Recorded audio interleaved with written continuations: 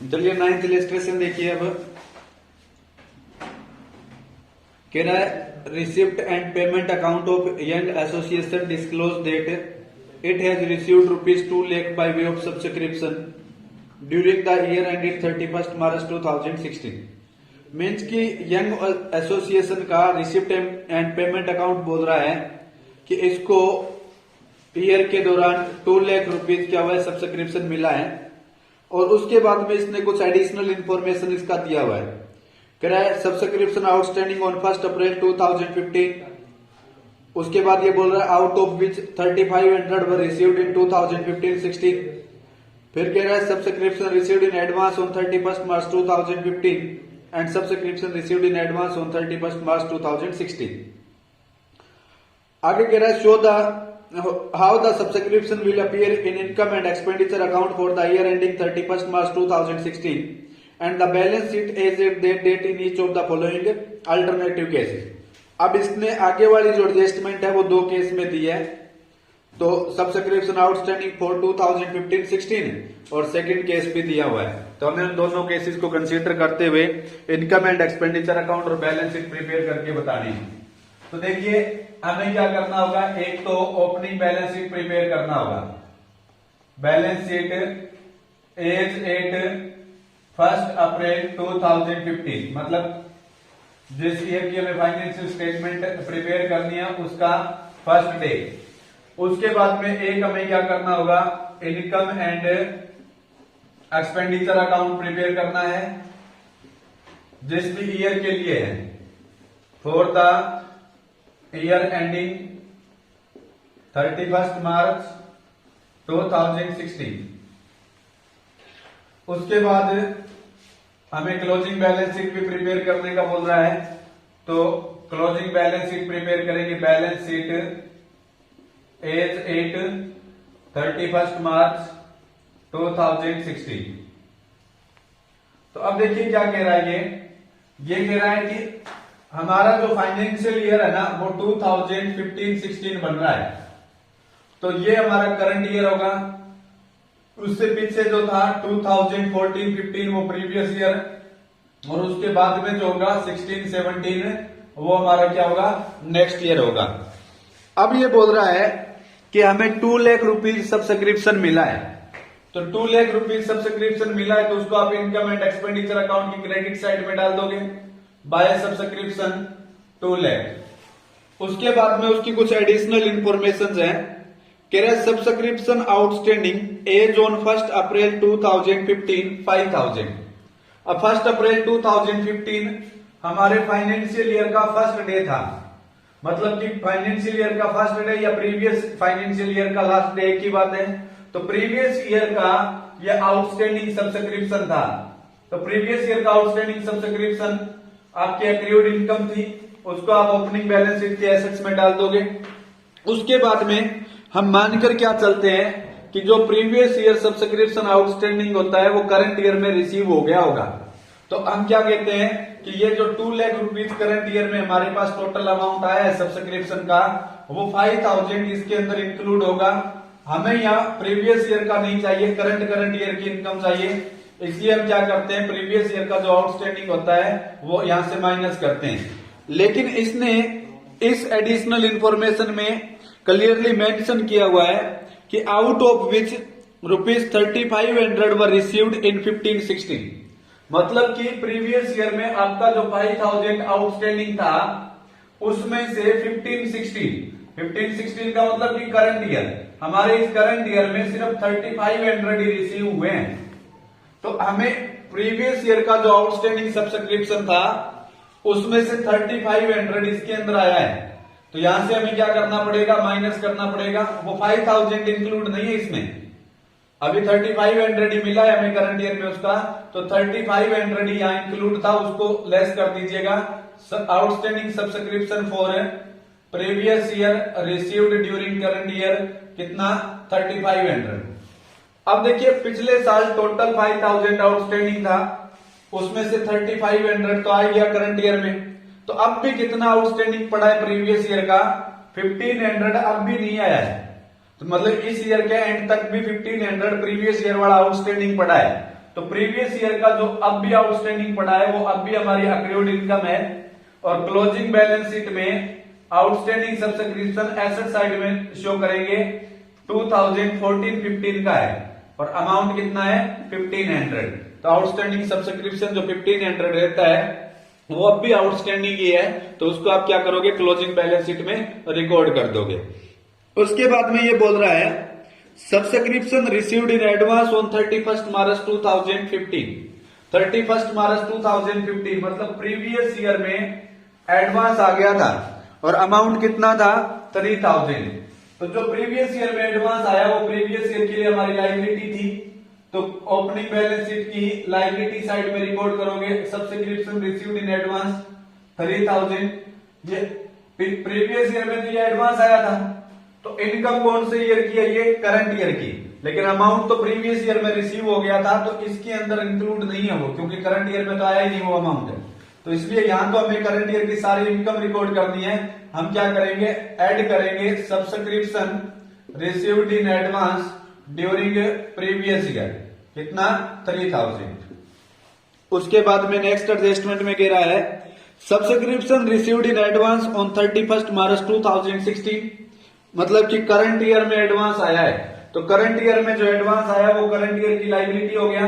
तो एक तो इसको हम क्या करेंगे क्लोजिंग बैलेंस शीट की लायबिलिटी में रिकॉर्ड करेंगे, अमाउंट कितना था 5000।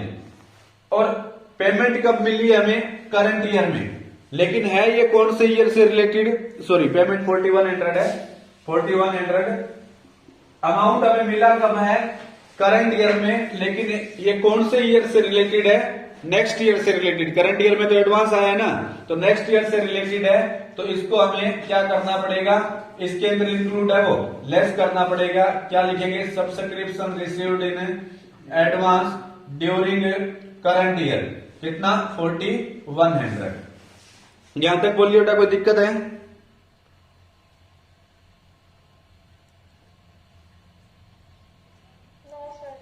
चलिए उसके बाद आगे देखिएगा। अब ना इसकी एक एडजस्टमेंट के लिए इसने दो पार्ट बना दिए, केस 1 और केस मतलब ए और केस बी, दो केस दिए हैं। तो अब हमें क्या करना है, बाकी क्वेश्चन तो ये सेम था, अब एक एडजस्टमेंट वो किसी और तरीके से बता रहा है। तो पहले हमें क्या करना है केस 1 को लेकर सोल्व करना है। केस 1 में कह रहा है इफ सब्सक्रिप्शन आउटस्टैंडिंग फॉर 2015-16, देखिए क्या बोल रहा है 2015-16 के लिए, मतलब ये हमारा करंट ईयर है ना, करंट ईयर का सब्सक्रिप्शन आउटस्टैंडिंग है 6400 है, तो ये करंट ईयर का, लेकिन रिसीव नहीं हुआ तो इस 2 लाख में इंक्लूड नहीं है। तो क्या करेंगे इसको यहां ऐड कर देंगे subscription outstanding for current year कितना था अमाउंट है आपका 6400। उसके बाद में ये करंट ईयर का आउटस्टैंडिंग है, तो करंट ईयर की एसेट्स भी हो जाएगी 2015-16 का 6400। तो टोटल आउटस्टैंडिंग सब्सक्रिप्शन हो गया हमारा यहाँ 7900। क्लियर है? तो फर्स्ट केस अगर आप लेकर चलोगे तो इस प्रकार से इसको ऐड और माइनस करोगे, करंट ईयर का सब्सक्रिप्शन मिल जाएगा। लेकिन अगर हम केस बी लेकर चलें तो केस बी में क्या दिया हुआ है, फिर बाकी क्वेश्चंस तो सेम रहेगा, इस एक एडजस्टमेंट को हटा दीजिएगा यहां से, जो आउटस्टैंडिंग करंट ईयर के सब्सक्रिप्शन वाली एडजस्टमेंट थी उसको छोड़ के बाकी तो कोई चेंज नहीं आएगा। लेकिन ये एक एडजस्टमेंट लेकर आपको मतलब क्या करना है, पूरा क्वेश्चन कंप्लीट दोबारा करना है, 2 क्वेश्चन बना दिए इसमें एक एडजस्टमेंट चेंज करके। तो ये क्या बोल रहा है बी केस में, कह रहा है if subscription outstanding on 31 March 2016 कितना आउटस्टैंडिंग सब्सक्रिप्शन है 6400। तो इसके कहने का मतलब क्या है, जो केस 1 था ना उसमें उसने ये मेंशन किया हुआ था कि 15-16 का 6400 आउटस्टैंडिंग था। अब 2 केस दिए, दोनों में वो कुछ अलग अलग बातें मेंशन कर रहा है। 2015-16 मतलब कि पर्टिकुलरली वो आपके करंट ईयर का आउटस्टैंडिंग सब्सक्रिप्शन बता रहा है। जो प्रीवियस ईयर का 1500 पड़ा है ना उसकी बात नहीं कर रहा हूं, वो कह रहा है करंट ईयर का 6400 आउटस्टैंडिंग है, वो प्रीवियस ईयर वाला अलग है। लेकिन जब वो ऐसे बता रहा है ऑन 31 मार्च 2016, इसका मतलब है कि 31 मार्च 2016 तक टोटल 6400 आउटस्टैंडिंग है। मतलब कि पीछे आज से पीछे का टोटल 6400 आउटस्टैंडिंग है। तो हमें एक बात तो यहाँ कंफर्म है कि 1500 प्रीवियस ईयर का भी अभी आउटस्टैंडिंग पड़ा है, मतलब वो मिला के बता रहा है, इसमें टोटल बता रहा है। तो अगर हम करंट ईयर का आउटस्टैंडिंग सब्सक्रिप्शन फाइंड आउट करना चाहें तो 6400 में से अब वो 1500 जो इसके अंदर प्रीवियस ईयर वाला इंक्लूड करके बता रहा है वो माइनस करेंगे तो करंट ईयर का फिर 4900 होगा। तो करंट ईयर का जो आउटस्टैंडिंग है वो यहाँ ऐड हो जाएगा और क्लोजिंग बैलेंस शीट में 4900 एसेट साइड में रिकॉर्ड कर दोगे। मतलब दोनों केस में डिफरेंस है। अगर वो डेट आपको ऐसे मेंशन कर रहा है कि 15-16 का 6400 है, इट मींस ये करंट ईयर का अमाउंट बता रहा है, जो प्रीवियस ईयर वाला था वो अलग था। लेकिन अगर वो डेट ऐसे मेंशन कर रहा है कि इस डेट तक टोटल इतना आउटस्टैंडिंग पड़ा है 6400, इट मींस कि वो क्या बता रहा है कि आज की डेट तक पीछे का सारा 6400 है। तो हमें पता है कि प्रीवियस ईयर का जो 5000 आउटस्टैंडिंग था उसमें से सिर्फ 3500 ही करंट ईयर में रिसीव हुआ है। तो 1500 अब भी क्या पड़ा है वो आउटस्टैंडिंग है, वो इसके अंदर इंक्लूड करके बोल रहा है फिर वो। तो हमें इसमें से माइनस करेंगे जब प्रीवियस ईयर वाला, तो करंट ईयर का आउटस्टैंडिंग बैलेंस हमें मिलेगा 4900। मतलब दोनों केसेस में ये डिफरेंस है। चलिए बताइए बेटा, इस क्वेश्चन में कोई दिक्कत है? No sir. चलिए फिर आगे नेक्स्ट क्वेश्चन देखिएगा 10th।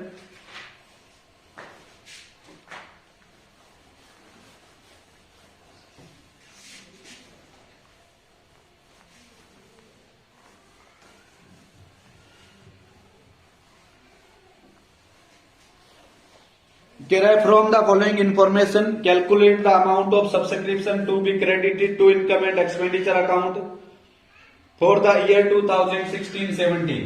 मतलब 16-17 को आप इनकम एंड एक्सपेंडिचर अकाउंट में सब्सक्रिप्शन का कितना अमाउंट क्रेडिट करोगे। इसने बैलेंस शीट के बारे में नहीं बोला हुआ बेटा, अगर आप ओपन करोगे तो देख लेना, हो जाएगा, कोई दिक्कत नहीं है। अभी मैं सिर्फ आपको इनकम एंड एक्सपेंडिचर अकाउंट से बता रहा हूं। ये कह रहा है subscription receive during the year 80,000, means कि आपको करंट ईयर में कितना अमाउंट मिला है सब्सक्रिप्शन का 80,000। इसके बाद में अभी हमारा जो ईयर है ना 31 मार्च 2016 को 17 को क्लोज हो रहा है, इट मीन्स 16-17 हमारा करंट ईयर है। अब ये बोल रहे हैं सब्सक्रिप्शन आउटस्टैंडिंग ऑन 31 मार्च 2016। अब 31 मार्च 2016 कौन सा डेट था? प्रीवियस ईयर था। मतलब प्रीवियस ईयर में आपका 6000 आउटस्टैंडिंग सब्सक्रिप्शन पड़ा था। तो जो प्रीवियस ईयर में आपका 6000 आउटस्टैंडिंग सब्सक्रिप्शन था वो रिसीव कब हुआ होगा? करंट ईयर में रिसीव हुआ होगा। अब इनकम तो वो प्रीवियस ईयर की है लेकिन वो रिसीव करंट ईयर में हुई है, तो इसके अंदर इंक्लूड है। तो यहां से हमें क्या करना पड़ेगा? लेस करना पड़ेगा। क्या लिखेंगे? Outstanding subscription for previous year received during current year. लेकिन एक बात और देखना पड़ेगा आपको, यहां सबसे लास्ट में दिया हुआ इसने subscription of ₹2000 are still in arrear for 2015-16। मतलब आपका जो प्रीवियस ईयर था ना वो 2015-16 ही था, और कह रहा है 2015-16 का 2000 सब्सक्रिप्शन अब भी आउटस्टैंडिंग पड़ा है। मतलब पिछले ईयर का आपका टोटल था कितना? 6000 आउटस्टैंडिंग था, उसमें से 2000 बोल रहा है अब भी आउटस्टैंडिंग पड़ा है। तो करंट ईयर में रिसीव कितना हुआ? उसमें से 4000 ही रिसीव हुआ। तो इस अमाउंट के अंदर आपका 4000 इंक्लूड है प्रीवियस ईयर का, तो वो 4000 लेस हो जाएगा। अगर ये बात ना बोलता कि 2000 अब भी ईयर में पड़ा है तो हम ये मान लेते कि प्रीवियस ईयर वाला सारा करंट ईयर में रिसीव हो गया होगा, और हम यहां से क्या कर देते? इसको लेस कर देते। उसके बाद में ये बोल रहे हैं सब्सक्रिप्शन आउटस्टैंडिंग ऑन 31 मार्च 2017। अब देखिए क्या बोल रहा है? ऑन 31 मार्च 2017। 31 मार्च 2017 को कितना सब्सक्रिप्शन आउटस्टैंडिंग पड़ा है? 6000। एक मिनट, मैंने अमाउंट गलत रीड कर दिया बेटा। वो 6000 नहीं था, प्रीवियस ईयर का जो आउटस्टैंडिंग था वो 26,000 था, और 26,000 में से बोल रहा है कि अब भी वो 2000 क्या पड़ा है? एरियर में पड़ा है। तो यहां आपको रिसीव कितना हुआ होगा? उसमें से 24,000। कितना रिसीव हुआ होगा? 24,000। 24,000 माइनस होगा। उसके बाद में बोल रहा है कि 31 मार्च 2017 को आपका 6,000 सब्सक्रिप्शन आउटस्टैंडिंग है। अब इसने ये नहीं बताया कि 2016-17 का 6,000 है। ये क्या बता रहा है कि इस डेट तक 31 मार्च 2017 तक 6,000 आउटस्टैंडिंग है।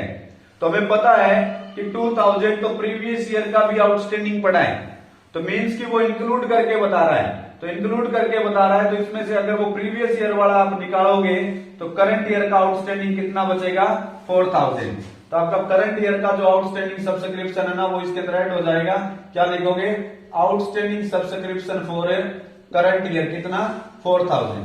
हाँ, अगर ये ऐसा मेंशन कर देता कि 2016-17 का 6,000 आउटस्टैंडिंग है, तो वो 2,000 इसका मतलब उसका जिक्र नहीं हो रहा है, ये करंट ईयर का हो रहा है, तो फिर हम यहाँ 6,000 ऐड करते हैं। लेकिन ये बोल रहा है कि इस डेट तक टोटल 6,000 है, तो 2,000 इंक्लूड करके बोल रहा है इसका मतलब, तो वो निकाल के अपने करंट ईयर का निकाल लिया।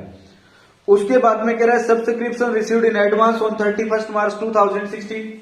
31 मार्च 2016 को 31 मार्च 2016 को आपको क्या मिल गया? एडवांस मिल गया। अब एडवांस किस ईयर में मिला था? प्रीवियस ईयर में। तो फिर ये इनकम कौन से ईयर का होगा? ये इनकम करंट ईयर का था, लेकिन अमाउंट प्रीवियस ईयर में आ गया था, तो इस 80,000 में इंक्लूड नहीं है। तो आपको यहाँ क्या करना पड़ेगा? इंक्लूड करना पड़ेगा, ऐड करना पड़ेगा।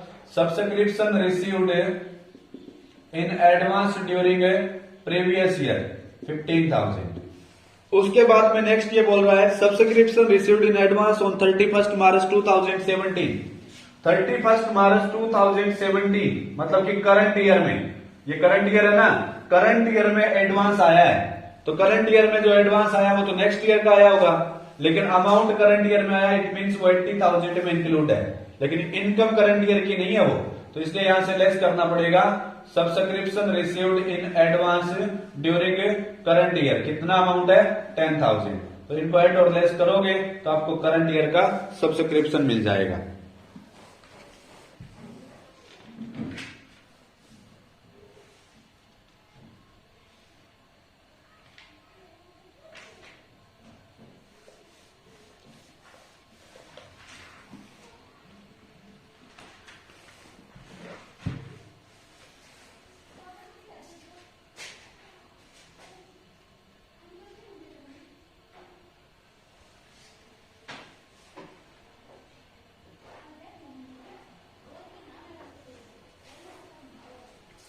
चलिए उसके बाद में एक क्वेश्चन देखिए बेटा, इलेस्ट्रेशन नंबर 13। इलेस्ट्रेशन नंबर 13 में ये क्या बोल रहा है?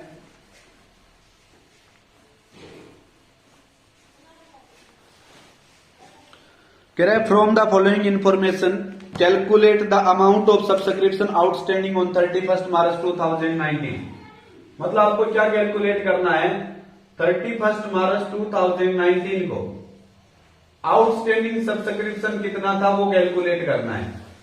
तो इसके लिए इसने इंफॉर्मेशन क्या दिया? कह रहा है a club has 250 members is paying an annual subscription of 1,000। कह रहा है क्लब के पास 250 मेंबर है टोटल, और हर एक मेंबर क्या करता है? 1,000 एनुअली पे करता है। तो मतलब कि करंट ईयर का बनता कितना है? टोटल है 2,50,000 बनता है।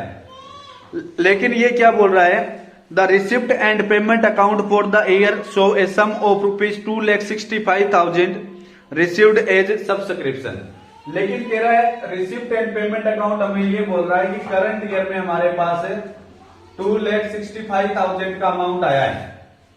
तो आप देखिए इसको लिख लीजिएगा, आपको कोई अकाउंट बनाने की जरूरत नहीं है, सिर्फ आपको आउटस्टैंडिंग सब्सक्रिप्शन कैलकुलेट करना है। आप ऐसे लिखिएगा subscription received during current year कितना आया है?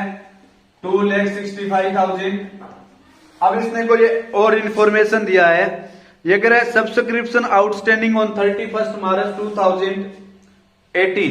31 मार्च 2018 ये जो आपका ईयर है ना, 31 मार्च 2019 को क्लोज हो रहा है। तो 31 मार्च 2018 आपका प्रीवियस ईयर था। प्रीवियस ईयर में जो आपका आउटस्टैंडिंग सब्सक्रिप्शन था वो 40,000 था।